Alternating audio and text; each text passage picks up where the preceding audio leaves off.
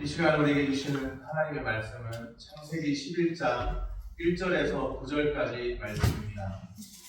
구약성경 13쪽에 있습니다. 우리 한 목소리로 같이 읽겠습니다. 온 땅의 언어가 하나요 말이 하나였더라. 이에 그들이 동방으로 옮기다가 시날 평지를 만나 거기 거류하며 서로 말하되 자 벽돌을 만들어 견고히 붙자 하고 이에 벽돌로 돌을 대신하며 벽청으로 진흙을 대신하고 또 말하되 자 성과 탑을 건설하여 그 탑 꼭대기를 하늘에 박해하여 우리 이름을 내고 온 지면에 흩어짐을 면하자 하였더니 여호와께서 사람들이 건설하는 그 성과 탑을 보려고 내려오셨더라. 여호와께서 이르시되 이 무리가 한 족속이요 언어도 하나이므로 이같이 시작하였으니 이 후로는 그 하고자 하는 일을 막을 수 없으리로다. 자 우리가 내려가서 거기서 그들의 언어를 혼잡하게 하여 그들이 서로 알아듣지 못하게 하자 하시고 여호와께서 거기서 그들을 온 지면에 흩으셨으므로 그들이 그 도시를 건설하기를 그쳤더라. 그러므로 그 이름을 바벨이라 하니 이는 여호와께서 거기서 온 땅의 언어를 혼잡하게 하셨음이니라. 여호와께서 거기서 그들을 온 지면에 흩으셨더라. 아멘.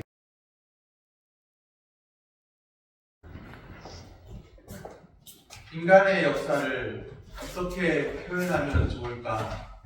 그런 생각을 해봅니다.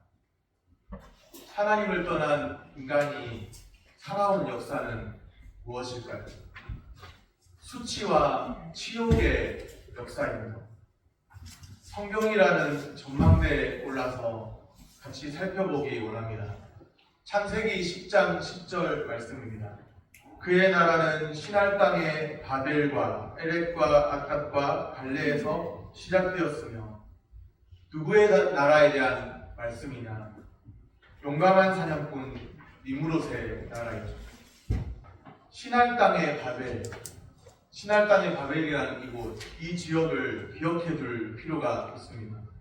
오늘 말씀 창세기 11장에서 주목하고 있는 한 장소가 있네요. 시날 평지입니다. 창세기 11장 2절 말씀입니다. 이에 그들이 동방으로 옮기다가 시날 평지를 만나 거기 거류하며 시날 평지가 나오죠. 창세기 10장 10절에 기록된 시날 땅에 바벨이 있죠. 창세기 11장 2절에 언급되고 있는 시날 평지와 동일한 장소로 볼 수 있습니다. 시날 평지로부터 바벨탑을 건설하려는 시도가 있었습니다. 바벨탑 사건의 그 중심에 니무롯이 있다는 것이죠. 니무롯과 그 시대 사람들은 소위 바벨탑이라 불리는 탑을 쌓았습니다. 탑을 건설하려고 했습니다. 바벨탑이라고 하니까 단순히 탑을 쌓은 것만 같습니다. 다보탑, 석가탑 이런 어떤 탑을 쌓은 것처럼 보입니다. 그런데 그들이 건설하려고 했던 시도는 그저 탑 정도가 아닙니다. 오늘 제가 이미지를 하나 준비했는데요. 바벨탑은 세계사에서 지구라트라는 이름으로 나옵니다. 여기 지금 보시는 이미지가 지구라트입니다. 지구라트가 뭐냐? 세계사에 나오는데 우르의 지구라트라는 이미지예요. 우르의 지구라트. 피라미드 같지만 피라미드가 아닙니다. 피라미드 형태의 계단식 신전탑으로 이해하시면 됩니다. 하늘에 있는 신과 지상을 연결하는 신전입니다. 하늘에 있는 신 그리고 지상을 연결하는 신전. 세계사에서는 지구라트, 성경에서는 바벨탑으로 나옵니다. 오늘날까지 가장 잘 보존되어 있는 것은 우르의, 지금 보시고 있는 우르의 지구라트라고 합니다. 지금 보고 있는 이미지에 나오는 그 모습이죠. 수메르인들이 신을 섬기기 위해서 지구라트라는 높은 건조물을 수없이 만들었습니다. 현재 메소포타미아 지역에서만 30개 이상의 지구라트가 발견되었습니다. 오늘 말씀 창세기 11장 8절에 이렇게 말씀합니다. 그들이 그 도시를 건설하기를 그쳤더라. 탑 정도가 아니라는 거예요. 그 도시 그렇게 되어 있습니다. 결국 그들이 세우고자 했던 것은 일종의 도시였습니다. 정확하게 말하면 성읍과 탑을 건설한 것이죠. 니므롯을 중심으로 하는 도시입니다. 나라, 왕국입니다. 확실히 그들은 성공한 듯 보였습니다. 세속적인 시각에서 보면 문명의 진보가 있었죠. 바벨탑을 건설하는 데 사용된 재료가 무엇인지 혹시 아세요? 벽돌, 멱청입니다.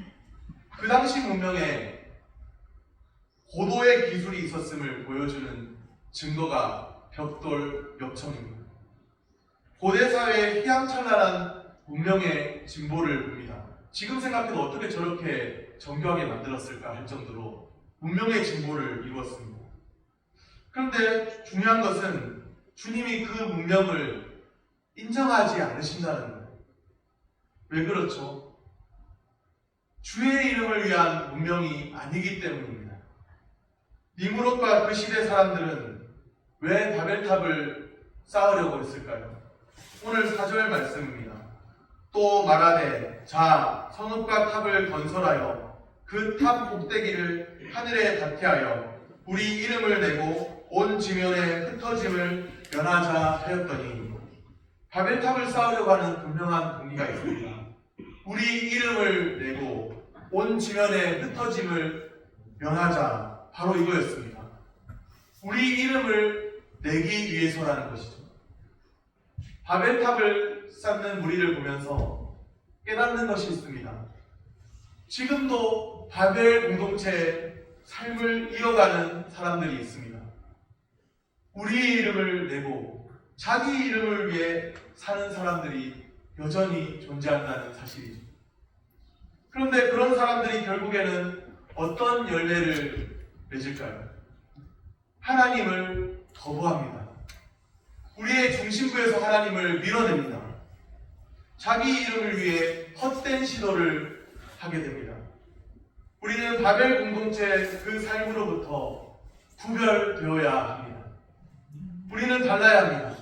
우리의 이름을 위해서, 자신의 이름을 위해서가 아니라 주님의 이름을 위해 살아야 합니다. 하나님의 백성은 주님의 이름을 위해 살아야 합니다. 오늘 하루도 주님의 이름을 위해 구별된 삶을 살아가는 은혜가 있게 되기를 소원합니다. 바벨탑을 쌓으려 하는 동기가 무엇이었죠? 우리 이름을 내고 온 지면에 흩어짐을 면하자였습니다. 탑을 쌓는 사람들은 온 지면에 흩어짐을 면하려 했습니다. 노아의 홍수를 경험했잖아요. 숨막히고 무서운 대홍수였습니다. 두 번 다시 경험하고 싶지 않습니다. 거대한 홍수가 다시 덮쳐온다고 해도 스스로 지키고 보호할 수 있는 도시가 있다면 좋겠죠. 이왕이면 그 도시가 거대한 왕국이면 너무도 좋을 것 같습니다. 크기가 웅장하면 참 좋을 것 같아요. 든든하게 자신을 잘 보호해 줄 것만 같습니다. 그런데 문제가 있죠. 그들의 관심은 하나님의 이름에 있지 않습니다. 그들의 관심은 우리의 이름에 있습니다. 우리 이름을 내자. 그들은 그렇게 말했죠. 자기 이름을 위한 모든 삶과 시도는 안전하지 않습니다. 주님의 이름을 위해 사는 삶이야말로 참으로 안전한 삶입니다. 공든탑이 무너지랴, 이런 말이 있죠. 힘을 다하고 정성을 다하여 한 일은 쉽게 헛되이 되지 않으며 그만한 보람이 있다, 그런 뜻입니다. 바벨탑을 쌓는 사람들이 말했죠. 공든탑이 무너지랴. 결코 무너지지 않을 거야. 그런데 분명히 알아야 합니다. 공든탑도 무너질 수 있습니다. 인간의 탑 쌓기 시도가 와해됩니다. 주님이 인정하지 않으시면 한순간에 무너집니다. 하나님이 헛된 시도를 무너뜨리십니다. 8절을 우리 함께 읽겠습니다.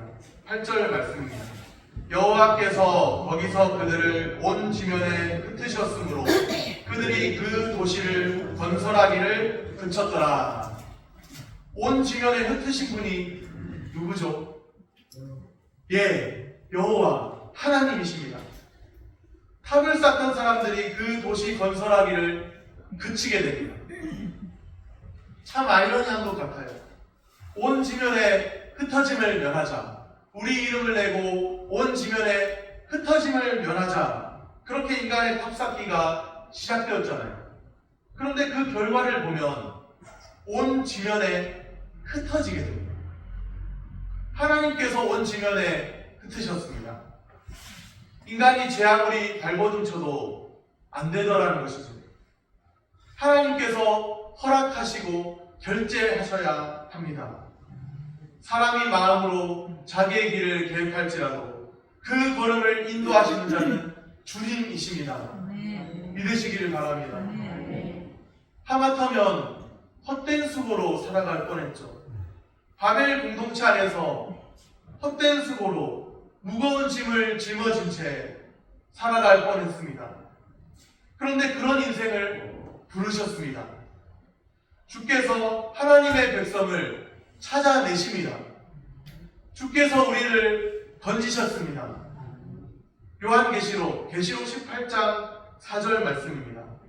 또 내가 들으니 하늘로부터 다른 음성이 나서 이르되 내 백성아 거기서 나와 그의 죄에 참여하지 말고 그가 받을 재앙들을 받지 말라. 하늘로부터 나는 신비한 음성이 있습니다. 내 백성아, 하나님의 백성아 부르십니다. 그렇게 해서 갈대아 우르에서 건져진 사람이 누구일까요? 예, 아브람입니다. 믿음의 조상이라 불리는 아브람입니다. 그래서 창세기 11장과 오늘 우리가 보이는 11장과 12장 사이가 성경의 중요한 분기점입니다. 너무도 중요한 분기점이죠. 성경의 전망대입니다. 노아 홍수 이후로 성경이 본격적으로 클릭하는 지점이 있습니다. 바벨탑 사건이죠. 성경의 전망대에 올라 우리는 인간의 탑쌓기 시도를 봅니다. 또 성경의 전망대에서 전혀 다른 한 장면을 봅니다. 주께서 찾아내시고 부르시는 한 사람이 있습니다. 아브람입니다. 아브람을 부르시는 하나님이 계십니다. 성경의 전망대에서 우리는 무엇을 보고 있나요? 우리의 눈을 들어서 바라보아야 할 것이 있습니다. 하늘을 향해 높이 치솟은 탑이 아닙니다. 아브라함을 부르시는 하나님을 바라보아야 합니다. 영광의 하나님을 바라보아야 합니다. 7 집사 중에 한 사람이 스데반 집사님이 성령 충만하여 증언했습니다. 사도행전 7장 2절 3절 말씀입니다. 스데반이 이르되 여러분 두 형들이여 들으소서. 우리 조상 아브라함이 하란에 있기 전 메소포타미아에 있을 때에 영광의 하나님이 그에게 보여 이르시되 내 고향과 친척을 떠나 내가 내게 보일 땅으로 가라 하시니. 사도행전 7장 2절 3절 말씀에 스데반 집사가 성령 충만하여 분명히 증언했죠. 영광의 하나님이 아브라함에게 보였다고 말씀합니다. 창세기 11장과 12장 사이의 분기점에서 영광의 하나님을 놓치지 말아야 하겠습니다. 성경의 전망대에 올라서 영광의 하나님을 바라보면 좋겠습니다. 하나님의 백성은 어떤 사람들일까요? 영광의 하나님을 바라보며 사는 사람들입니다. 자기 이름을 내기 위해 사는 사람들이 아닙니다. 주님의 이름을 위해 사는 사람들입니다. 영광의 하나님을 바라보는 사람들입니다. 영광의 하나님을 바라보는 그 은혜가 오늘 우리에게도 있게 되기를 소원합니다. 말씀을 정리합니다. 자기 이름을 위해 사는 삶은 하나님이 기뻐하지 않으십니다. 하나님이 인정하지 않으십니다. 주님의 이름을 위해 살아야 합니다. 영광의 하나님이 우리를 부르셨습니다. 영광의 하나님을 바라보며 살아야 합니다. 주님의 이름을 위해서 영광의 하나님을 높이며 영광의 하나님의 부르심 따라 살아가는 그 은혜가 우리에게 있게 되기를 소원합니다. 기도하겠습니다.